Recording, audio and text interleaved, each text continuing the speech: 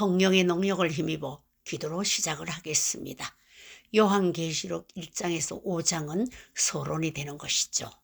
밤중소리 사역회가 지향하는 종말론 연구의 3대 원칙을 볼 것 같으면 첫 번째 신학적 기반으로서 하나님의 예정에 기초한 개혁주의 신학이며, 하나님의 구원 역사는 하나님의 예정에 의해 섭리되고 추후의 착오 없이 진행되며 성취되어 성경에서 그 예정과 섭리이게 연구하고 개발하여 하나님이 들어서실 그릇으로 사용되기를 희망하는 것입니다. 두 번째 신학적 해석 방법으로는 성경의 문장을 문맥으로 이은 문장적 해석을 일면 주경학적 해석으로 보는 것이며, 성경은 구원 사역을 이루기 위해 인간에게 주신 하나님의 메시지인 것이죠. 이 66권의 완전한 문장으로 구성되었으며 각 문장은 구원 사역의 통일된 맥을 이루어 하나님의 구원의 섭리를 형성하고 있기 때문에 성경의 각 문장의 문맥을 따라 깊이 파헤쳐 문제된 계시를 드러내는 해석이 문장적 해석인 것입니다. 세 번째 신학적 명칭으로서 70일에 근거한 개혁주의 전철연설이며, 하나님의 구원 섭리의 계획은 초림과 재림의 계시인 70일에서 보여주고 있는 것이죠. 69일에로 초림이 이루어졌고 마지막 한 일에 단의 7장과 9장의 유대인의 종말 사건과 요한계시록에 게시된 인류의 종말 사건이 이루어지며 주 재림이 예언이 성취되는 것입니다. 요한계시록의 기록 목적은 로마 제국 도미티안 황제 숭배로 AD 81년에서 96년간 기독교의 극심한 박해와 온갖 이단 배교에 성도들에게 용기와 소망을 주기 위해서 기록 목적인 것이죠. 기록 연대는 AD 95년 96년 사이에 사도 요한이 밤모습에 유배되었을 때 기록한 것이고요. 저자로는 계시록 내용 중 1장 1절과 4절, 9절, 22장 8절을 볼 것 같으면 교회의 전성 및 교부들 전거로 이레네우스 터툴리안에 인해 저자는 사도 요한인 것이죠. 역사적 배경에는 이 섬은 로마 시대 종교 정치범 수용소인 것이죠. 이 밤모섬은 종교 정치범을 기양 보냈던 곳으로서 요한은 도미티안 황제 때 이 섬으로 유배와서 힘든 생활 중 어느 주일에 빛나는 환상을 통해 계시를 받고 기록한 것입니다. 발신자는 사도 요한이며 수신자는 소아시아 7교회인 것입니다. 요한계시록을 해석할 부분에 1장에서 22장까지 이해를 돕기 위하여 세 구분으로 나누어 봤습니다. 계시의 서론은 1장에서 5장까지이며 2장, 3장은 이제 당시에 있었던 교회의 모습이고 1장, 4장, 5장은 하늘의 모습인 것입니다. 6장은 7인의 개봉인데 계시록 총론이 되며 7장은 사명자의 인칭과 적그리스도의 등장으로서 8장은 첫째 나팔로 넷째 나팔, 짐승과 음녀 등장이 나타나며 9장은 다섯째 나팔로 여섯째 나팔, 둘째화와 둘째화, 10장은 주정인의 부르심과 사명자의 소명입니다. 소명을 받고 11장에서 주정인의 예언 사역이 시작이 되며 12장은 촛대교회와 환난의 날의 예비처를 준비해 주시는 것이며 13장은 적그리스도 통치로서 이때부터는 42달간 짐승 통치가 시작되는 것입니다. 14장은 사명자의 자격과 예비처의 모습이며 15장은 휴거 성도의 모습을 보여주는 것이며 16장은 셋째와 일곱째 나팔, 일곱 대접 심판이 이루어지는 것입니다. 17장은 음녀의 짐승의 비밀이 나타나며 18장은 큰 성 바벨론이 무너짐으로 애가를 부르게 되는 것이고 19장은 주의 재림과 아마겟돈 전쟁이 일어나는 것입니다. 불신자와 세상의 왕들을 심판하시고 적그리스도와 거짓 선지자를 생포하여 영원한 불못으로 보내고 성도들을 휴거시키는 것입니다. 20장은 천연왕국과 흰보자 심판이 이루어지며 21장은 새 예루살렘과 22장 요한계시록 결론을 내리게 해줬는데 소망의 시련이 영원한 무궁세계까지 이루어지는 것입니다. 목회자는 요한계시록을 잘 가르쳐야 합니다. 요한계시록은 주 재림의 말씀이기 때문이죠. 요한계시록은 어느 말씀이나 똑같은 비중을 두고 가르치며 설교해야 되는 것입니다. 요한계시록엔 특별한 복의 말씀이 약속되어 있기 때문이고 복음은 초림과 재림이 그 핵심이 되는 것입니다. 요한계시록의 내용을 가르치지 않으면 성도들은 큰 화를 입기 때문인 것이죠. 종말론 해석법에는 과거적 해석과 역사적 해석과 미래적 해석으로 보는 것인데요. 과거적 해석은 프리티리스토, 요한이 생존했던 시대의 교회와 로마 정권과의 투쟁의 역사를 보는 견해이며 저 100년을 전후한 시대에 모두 성취되었다는 해석 방법인 것입니다. 두 번째, 역사적 해석은 히스토리컬, 계시록에 담겨진 계시를 전 교회사적 측면에서 해석하는 방법이며 미래적 해석과 과거적 해석의 중용을 취하는 해석 방법인 것입니다. 세 번째, 미래적 해석은 퓨처리스틱, 계시록을 장차 이루어질 미래적인 사건으로 연결하여 해석하는 방법이며 요한계시록을 주로 인류의 종말이 있을 7년 환란 사건의 계시로 해석하는 것입니다. 모든 요한계시록 해석에는 천년기설이 따른다고 하는 것입니다. 요한계시록의 계시 전달 과정을 볼 것 같으면 1장 1절에 예수 그리스도의 계시라. 이는 하나님이 그에게 주사 반드시 속히 될 일을 그 종들에게 보이시려고 그 천사를 그 종 요한에게 보내어 지시하신 것이라. 계시자는 예수 그리스도이며 계시의 권원자는 하나님이시며 계시의 내용은 반드시 속히 될 일이며 계시를 받을 자 그 종들이며 계시의 전달자는 천사가 전달한 것이죠. 계시를 받은 자 사도 요한은 계시에 보낼 곳은 7교회에 보내라. 계시록 1장 11절 너 보는 것을 책에 써서 에베소, 스무나, 버가모, 두아디라, 사데, 빌라델비아, 라오디게아 7교회에 보내라. 주 재림 때까지의 모든 교회들에게 해당하는 것입니다. 계시를 읽고 듣고 지킬 자는 교회들이며 받은 곳은 반모섬에서 그러므로 22장 16절에는 나 예수는 교회들을 위하여 내 사자를 보내어 이것들을 너희에게 증거하게 하였노라. 이와 같이 사도 요한은 증거하도록 받아서 종들에게 증거하려고 했던 것입니다.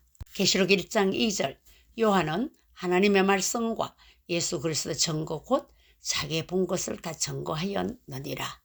예수님의 제자 중에서 가장 오래 살았던 제자로서 예수님을 따라다니면서 평소에 예수님은 선지자들의 기록된 대로 오셨고 예수님의 삶도 기록되어진 대로 삶으셨고 죽음도 그리하였고 부활도 기록되어진 대로 부활하셨고 앞으로 오실 것도 기록되어진 대로 오신다고 누누이 말씀하셨습니다. 그 말씀이 바로 요한복음 5장 39절 너희가 성경에서 영생을 얻는 줄 생각하고 성경을 상고하거니와 이 성경이 곧 내게 대하여 증거하는 것이다.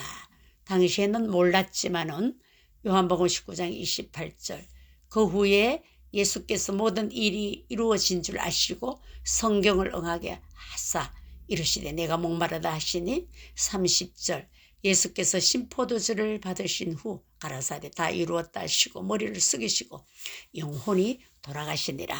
다 보았던 것이죠. 그리고 예수님 부활 성천하셔서 반모섬에서 또한 환상으로 기록되어진 것을 본 것입니다. 1장에 계시자의 영광을 본 것이며 또한 4장에 하늘 보좌 광경을 본 것이며 계시록 5장에는 어린 양의 등장과 앞으로 6장부터 인을 떼야 되는데 누가 인을 뗄 자인가를 또 보여주신 것입니다. 요한계시록 해석함에 있어서는 세분화된 조직을 볼 수 있습니다. 일대진이 본 것 1장 계시자의 영광, 4장 하늘 보좌 광경, 5장 어린 양의 등장을 본 것입니다. 이 대지는 이제 있는 일, 계시록 2장과 3장 모든 시대 모든 교회 주시는 경종의 근고와 교훈의 메시지가 되는 것이며 3대지는 장차 되어질 일, 6장부터 22장까지 7년 환란부터 천년왕국까지 부활을 거쳐 새 예루살렘에 이르기까지 모든 사건을 총망라한 종말 계신 것입니다. 계시록 1장 3절 이 예언의 말씀을 읽는 자와 듣는 자들과 그 가운데 기록한 것을 지키는 자들이 복이 있나니 때가 가까움이라. 읽는 자의 복을 7교회의 사자들 양무리들을 맡아서 목양하는 종들에게 재림의 소망과 신부단장 시키는 종이 되라고 그러며 1260일 외칠 복은 첫째 부활의 소망과 천년 왕국의 소망을 가지라는 것입니다. 두 번째 듣는 자의 복은 등과 기름을 준비하여 42달 짐승 통치 때 하나님이 예비한 곳으로 보호받는 복이 될 것이며 지키는 자들은 첫째 부활에 참여하는 복과 주 안에 죽는 자들의 복과 말씀을 지키는 자의 복, 자기의 부끄러움을 보이지 않는 자의 복과 말씀을 듣고 순종하는 자의 복과 두루마기를 빠는 자의 복과 어린 양의 혼인잔치에 초청받는 이 통 7가지의 복을 기록하고 있습니다. 4절로 6절은 성부 하나님의 축도인데 성부 성자 성령의 이름으로 축도와 성령을 보내며 7절은 계시록 주제 6째인 때이실 때 일어날 사건이며 9절로 11절은 계시받은 동기 7교회 보내라는 명령을 받은 요한에게 당부하는 것이며 12절로 16절은 계시자의 영광이며 17절로 18절은 두려워 죽은다 같이 된 요한을 위로하는 주님이 나타나시며 19절로 20절은 네 본 것과 이제 있는 일과 장차될 일을 기록하라는 말씀인 것입니다. 기본적으로 아래 문제에 대한 성경적 해답을 얻을 수 있어야 합니다. 요한계시록 시대적 배경 문제, 로마의 기독교 박해 시대 사건을 다루고 있나 아니면 종말의 주 재림 사건을 다루고 있나 7년 환란 문제를 어떻게 다루고 있느냐는 문제 7년 기간을 전교회 시대로 보느냐 인류의 종말 기간으로 보느냐 짐승표 환란과 박해를 상징으로 보느냐 7년 환란 통과설이냐 환란 전 휴거설이냐 아니면 예비처 보고실이라는 문제 두정인가 14만 4천 명에 대한 해석 문제 구원받은 성도 총수로 보느냐 육적 이스라엘 소유로 보느냐 종말의 사역자로 쓰임받을 우리 하나님의 종들인 두정이로 보느냐 휴거와 첫째 부활 문제 재림 때 죽은 성도들이 부활하고 생존 성도는 변화받고 휴거된다는 견해 첫째 부활자는 순교자들이며 부활과 변화는 천년왕국 후에 있다는 견해 짐승의 존재를 누구로 보느냐는 문제 로마 교황으로 보는 견해 교회를 탄압한 역대 제왕으로 보는 견해 정말 등장하는 적 그리스도로 보는 견해 소아시아 지역 7교회를 7교회에 대한 시대적 견해를 다 다르게 볼 때에 세 부류로 보고 있습니다. 첫 번째 7교회를 전 교회 시대로 나누고 교회로 각 시대에 구분하는 그 해석법이 있습니다. 에베소 교회는 1세기, 서머나 교회는 2세기에서 3세기, 버가모 교회는 4세기에서 5세기, 두아데라 교회는 6세기에서 12세기, 사대 교회는 12세기에서 15세기, 빌라델피아 교회는 16세기, 17세기, 라오디아 교회는 20세기부터 주 재림 때까지의 교회 시대를 의미한다는 주장을 이런 견해는 세대의 종말론에서 강조하고 있습니다. 두 번째 당시에 소아시아 지역의 7교회만 해당된다는 해석법은 계시록 1장 11절 가로되 너 보는 것을 책에 써서 에베소 서머나 버가모 두아디라 사대 빌라델피아 라오디게아 7교회에 보내기를 하시기로 무천년설이나 역사적 전천년설에서 주장하는 신학적 견해가 되는 것입니다. 세 번째, 주 재림의 소망을 가지고 살아가야 할 모든 시대의 교회에 해당된다는 해석은 이 계시는 반드시 속히 될 일로 주의 재림에 대한 계시며, 이 편지를 받은 7 교회는 주 재림의 계시와는 거리가 먼 교회다. 그러므로 모든 교회들은 주 재림을 곧 임박한 사실로 알고 신부의 단장으로 신앙생활을 해야 한다는 의미로 주신 계시로 마태복음 24장 44절로 이러므로 너희도 예배하고 있으라 생각지 않은 때에 인자가 오리라. 25장 13절 그런즉 깨어 있으라. 너희는 그날과 그 시를 알지 못하느니라. 미래적 해석을 취하는 설로 개혁주의 전철연설이 취하는 견해가 되는 것입니다. 2장 3장 이제 있는 일 7교회 주시는 종말교회 교훈. 아시아 7교회 중 첫 번째에 나오는 에베소 교회 첨사랑을 버린 교회로서 나타나신 모양은 오른손에 7뼈를 잡고 7금촛대 사이를 다니시는 분으로 나타나셨으며, 칭찬은 수고와 인내, 악한 자 용납지 아니한가, 자칭사도 시험하여 주의 이름을 위해 견디고 게으르지 아니함이라고 칭찬을 많이 받은 교회입니다. 첨사랑을 버렸기 때문에 책망을 받았습니다. 겉면은 회개하여 첨 행위를 가지라. 경종 내 촛대를 그 자리에서 옮기리라고 합니다. 이긴 자의 복은 하나님 낙원의 생명나무 가시를 먹게 함이며, 주장과 의미는 에페소의 의미, 에페소스 바랄 만하다, 미끄러지다. 오른손으로 승리의 손 주의 종 붙잡고 계심, 이단자를 용납지 않았다. 에베온파 율법으로 구원을 얻는다고 하는 파이며, 노스틱파 육체는 약하나 영은 선함으로 육체는 아무렇게 살아도 된다고 하는 이단자이죠. 거짓된 자들, 에베소 지역 무역인으로 인하여 많은 거짓된 자들이 있었습니다. 7 교회 집사 중 한 사람 니골라당의 행위를 행했던 자이죠. 파라데이소스 낙원은 이사야 51장 3절 천년 왕국을 두고 말하는 것입니다. 스모나 교회는 생명의 멸류관을 약속받은 교회죠. 나타나신 모양은 처음이요 나중이요 죽었다가 살아나신 이로 나타나셨고, 칭찬은 네 환난과 궁핍을 아노니 네가 부유한 자니라. 책망은 없습니다. 겉면은 네가 장차받을 고난을 두려워 말라. 경종은 너희가 10일 동안 환난을 받으리라. 이긴 자의 복은 둘째 사망의 해를 받지 아니하리라. 주장과 의미는 스무낙교의 몰약이라는 의미를 주셨고, 고난과 순교를 상징한 것이죠. 핍박을 많이 받은 교회입니다. 로마 황제의 신으로 섬기라는 명령에 순종하지 않았기 때문에 많은 환난을 받았습니다. 볼리갑도 이곳에서 순교했고, 요한만 빼고 모두 순교했습니다. 성령의 불을 받음으로 방화범 소리를 들었는데, 성찬시 피를 마신다고 가정 파괴범으로 몰았습니다. 둘째 사망을 받지 않으므로 이는 첫째 부활자의 복을 주신 것입니다. 버가목교회 니골라당 교훈을 쫓은 교회에 나타나신 모양, 좌우에 날선 검을 가지신 이로 칭찬은 안디바가 순교하는 자리에도 믿음을 지킴, 책망은 발람과 니골라당의 교훈을 지키는 자들이 있음. 겉면은 그러므로 회개하라. 경종 회개치 아니하면 내 입에 검으로 싸우리라. 이긴 자의 복은 감줬던 만나를 주고 힌도를 준다고 약속했습니다. 버가목 교회의 의미는 페르가모스 예언적 국교 시대를 예표하는 교회입니다. 안디바는 버가목 교회에 강의했던 감동으로 명성이 높았던 것이죠.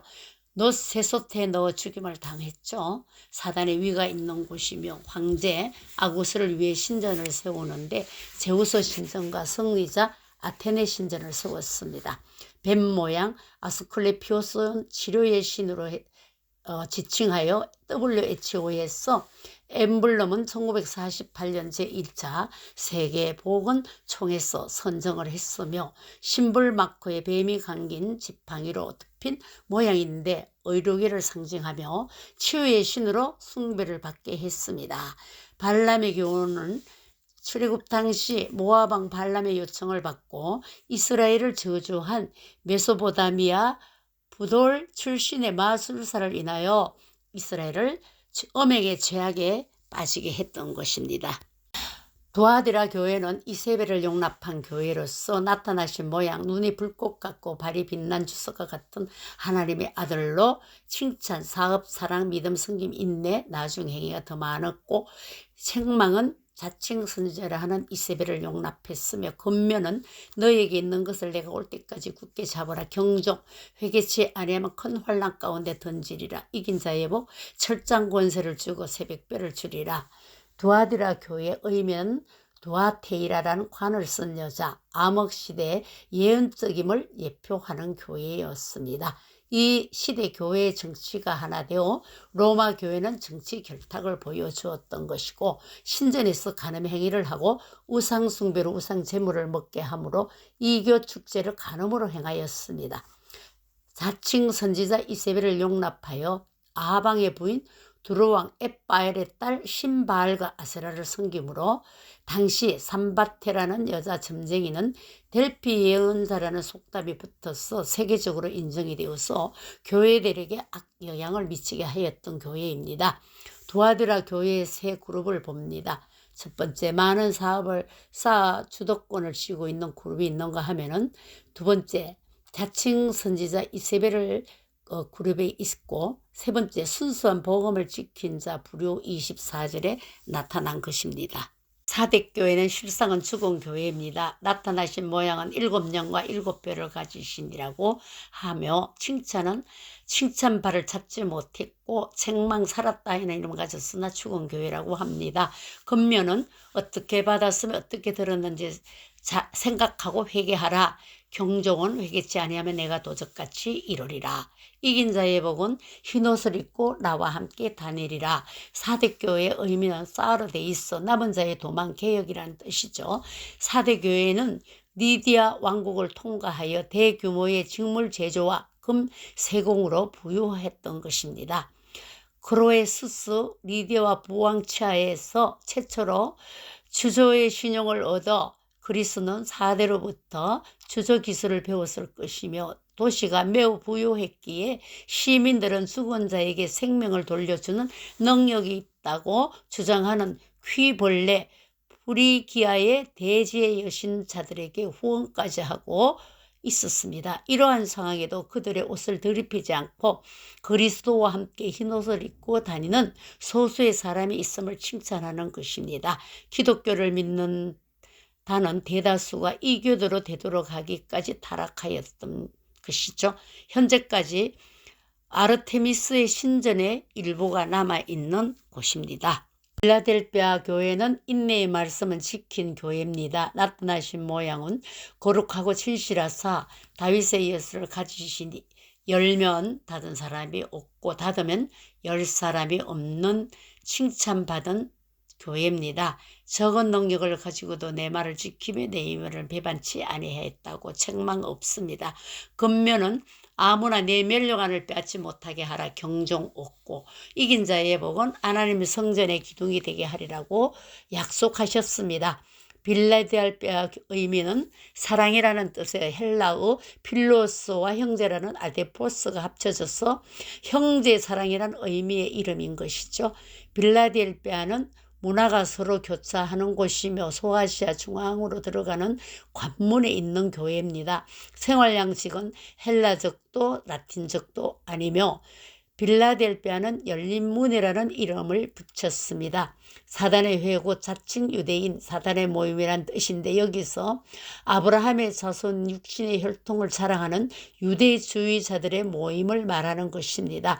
빌라델피아의 유대인들은 지나칠 정도로 민족주의적이었고 영이 주도한 박해 전술로 그리스탄 종파주의자들로 투쟁했던 교회입니다. 기본 하나님의 성전 기도를 언급하면서 빌라델피아를 극구 칭찬하였습니다. 라오디게아 교회, 차지도 덥지도 아니한 교회, 나타나신 모양은 아멘이시오, 충성되고 참된 정인이시오, 하나님의 창조의 근본이시니 보여셨으며 칭찬은 없습니다. 책망은 네 행위를 아노니 네가 차지도 아니하고 덥지도 아니하도다. 차든지 덥든지 하기를 원하노라. 금면은 불로 연단한 금을 사서 부요하게 하고 흰옷을 사서 입어 벌거벗은 수치를 보이지 않게 하고 안약을 사서 눈에 바르라고 합니다. 경종은 무로 내가 사랑하는 자를 책망하여 징계하노니 그러므로 내가 열심을 내라 회개하라.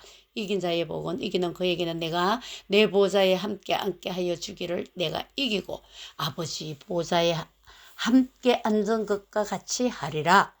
라우디게아 의미는 라우디케이아 민족의 비율을 맞추다. 철학과 민주주의가 교회를 망치게 되는 것입니다. 종교다운주의와 혼합신앙으로 세속화된 신앙을 주님은 책망하십니다. 프리기아의 파우더라고 불리우는 유명한 안약이 있습니다. 그곳에 성대한 의학교가 자리 잡고 있죠.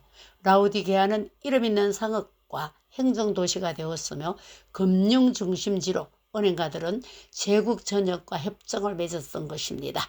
라우디아 위쪽 히에라볼리 온천물은 세계적으로 유명하다. 이 물과 라쿠스 강 계곡물과 합쳐서 온도가 미지근했었을까 하는 생각인데 이것은 계시록 3장 16절 비유에 대한 설명이 될 수도 있는 것입니다. 계시록 4장은 하늘 보좌의 광경이며 심판의 총사령부를 보여주신 것입니다. 보좌로부터 번개와 음성과 내성이 나고 보좌 앞에 7등불 켠 것이 있으니 이는 하나님의 7영이라. 7영이신 성령님을 왜 등불이라고 하셨나요? 하나님은 세상의 빛이기 때문에 성령이 있는 곳에 빛이 따르기 때문이죠. 무지개가 보좌에 둘렸다는 것은 무지개는 하나님의 언약으로 그리스도의 말미암아 구원의 보장을 말하며 마지막 심판에서 건져주심과 생명의 부활을 보장해 주시는 것이죠. 또 보좌에 둘러 24장로들이 있고 그 보좌들 위에 24장로들이 흰옷을 입고 머리에 금 면류관을 쓰고 앉았더라. 하늘의 중책회의의 주역들인 것이죠. 계시록 7장 13절로 14절 장로 중에 하나가 응답하여 내게 이르되 이 흰옷을 입은 자들이 누구며 또 어디서 왔느냐? 내가 가로되 내 주여 당신이 알리다 하니 그가 나더러 이르되 이는 큰 환난에서 나오는 자들인데 어린 양의 피에 씻어서 희게 되었다고 하는 것이죠. 이들은 천상교회의 대표들인 것이죠. 히브리 12장 23절 하늘에 기록한 장자들의 총회에 장로들이 모여있는 모습인 것입니다. 흰옷을 입었다는 것은 그리스도의 피로 구원받은 성도들의 모습이며 장로들은 하늘에 올라간 성도들 중에 최고 영광 자리에 구약의 위대한 믿음의 선진들이며 신약시대 12사도 등 믿음의 사람들이 이 자리에 앉아서 하나님의 심판을 보자 하는 모습을 보여주신 것입니다. 누가복음 22장 30절 너희로 내 나라에 있어 내 상에서 먹고 마시며 또는 보좌에 앉아 이스라엘 12지파를 다스리게 하노라 라고 말씀하고 있습니다. 계시록 4장 6절 보좌 앞에 수정과 같은 유리바다가 있고 보좌 가운데 보좌 주위에 네 생물이 있는데 앞뒤에 눈이 가득하더라. 이 네 생물은 하나님 보좌와 가장 가까운 곳에 위치한 높은 영물들로서 영광스러운 존재로 나오는 것인데 네 생물이 짐승의 모양으로 상징된 것은 그들의 영적 사역의 영역을 말해주는 듯한 것이죠. 사자의 모습은 영적 의미를 나타내며 송아지 모습은 순종과 충성스러운 헌신의 모습을 나타내며 독수리 모습은 영적 통찰력을 말하며 사람 모습은 지혜와 인격적 존재 의미를 나타내는 것입니다. 여기에 거룩으로 나타나 있는데 이 거룩은 케루브 명성남사로서 천사와 같은 계열의 존재들이며 거룩을 의미하는 것인데 그들은 하나님의 보호자를 받들어 지키고 있습니다. 시편 80편 1절이나 99편 1절이나 이사야 37장 16절이나 이 네 생물과 24장로들은 반낮 하나님을 찬양하고 네 생물은 천사들에게 명령을 내리기도 하는 것입니다. 계시록 5장은 심판주인 어린 양이 등장하는 책입니다. 5절 1절로 3절 내가 보매 보좌에 앉으신 이 오른손에 책이 있으니 안팎으로 쓰고 7인으로 봉하였더라. 2절 또 봄에 힘있는 천사가 큰 음성으로 외치기를 누가 책을 펴며 그 인을 떼기에 합당하니 하늘 위에나 땅 위에나 땅 아래나 누가 능히 책을 펴거나 보거나 하기에 합당한 이가 없더라. 7인으로 봉함된 책은 하나님 보좌에 있는 책과 다른 책인 것이죠. 7인으로 봉한 책은 하나님의 최종적인 심판을 열 수 있는 두루마리인 것이고, 생명책은 계시록 3장 5절에 내가 그 이름을 생명책에서 반드시 흐리지 아니하리라. 행위책은 20장 12절로 죽은 자들이 자기 행위를 따라 책에 기록된 대로 심판을 받을 것인데, 이는 천연왕국 끝나고 백보자 심판 앞에서 펴일 책인 것이죠.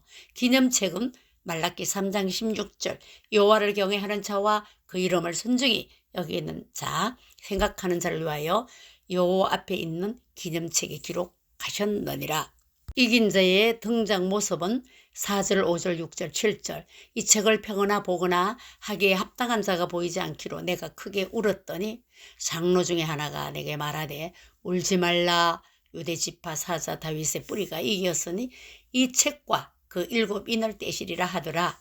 내가 또 보니 보좌원의 생물과 장로들 사이에 어린 양이 섰는데 일찍 죽임을 당한 것 같더라.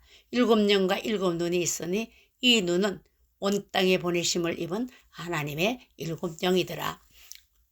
어린 양이 나와서 보좌에 앉으신 이 오른손에서 책을 취하시니라. 책을 취하신 어린 양은 예수님이 왜 어린 양 모습으로 등장을 하셨나요?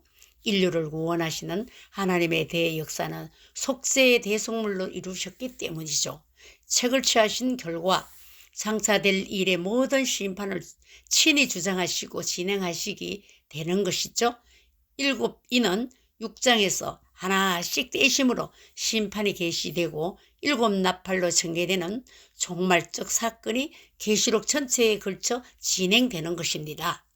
7인으로 봉함된 책을 떼기에 누가 합당하냐?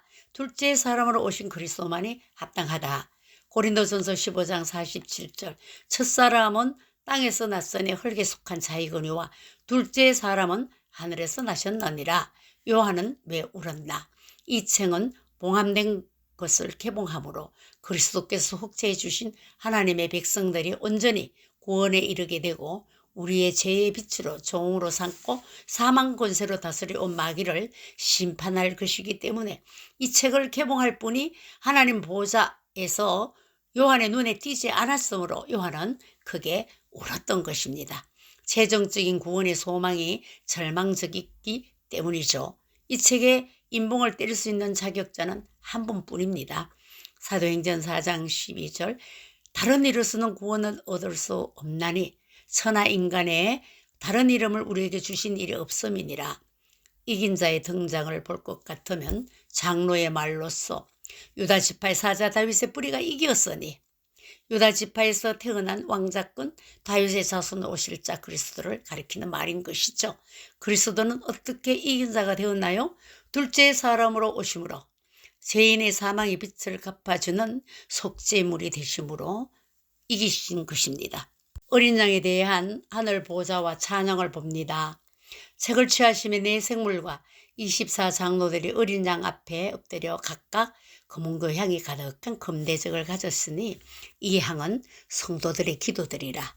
새 노래를 노래하여 가로되 책을 가지시고 그 인봉을 떼기에 합당하시도다. 일찍 죽임을 당하사 각 족속과 방언과 백성과 나라 가운데서 사람들을 피로 사서 하나님께 드리시고 저희로 우리 하나님 앞에서와 나라와 제사장을 삼으셨으니 저희가 땅에서 왕노릇 하리로다. 내가 또 보고 들음에 보좌와 생물들과 장로들이 둘러쓴 많은 천사의 음성을 들으니 그 수가 만만이요 천천이라. 큰 음성으로 가로되 죽임을 당하신 어린 양의 능력과 부와 지혜와 힘과 존귀와 영광과 찬송을 받으시기에 합당하도다 하더라. 내가 또 들으니 하늘 위에나 땅 위에와 땅 아래와 바다 위에와 또 그 가운데 모든 만물이 보좌에 앉으신 이와 어린 양에게 찬송과 존귀와 영광과 능력을 세세토록 돌릴지어다 하니 네 생물이 가로되 아멘 하고 장로들은 엎드려 경배하더라. 사도 바울도 이기신 자의 받으실 영광에 대하여 빌립보 2장 6절로 11절 이러므로 하나님이 그를 지극히 높여 모든 이름 위에 뛰어난 이름을 주사 하늘에 있는 자들과 땅에 있는 자들과 땅 아래에 있는 자들로 모든 무릎을 예수의 이름에 꿇게 하시고 모든 입으로 예수 그리스도를 주라 시인하여 하나님 아버지께 영광을 돌리게 하셨느니라. 네 생물과 24장로들의 경배와 만만천천의 천사들의 경배와 우주 만물로부터 경배를 받으시게 되는 것입니다. 감사합니다. 지금까지는 1장에서 5장까지 서론을 말씀드렸습니다. 다음 강은 14강으로서 7봉인을 떼는 역사를 6장부터 시작드리겠습니다.